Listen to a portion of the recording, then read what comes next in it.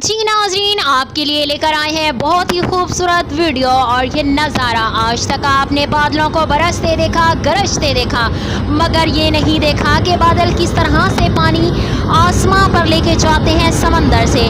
तो नाज़रीन, आइए आपको दिखाते हैं कि किस तरह से बादल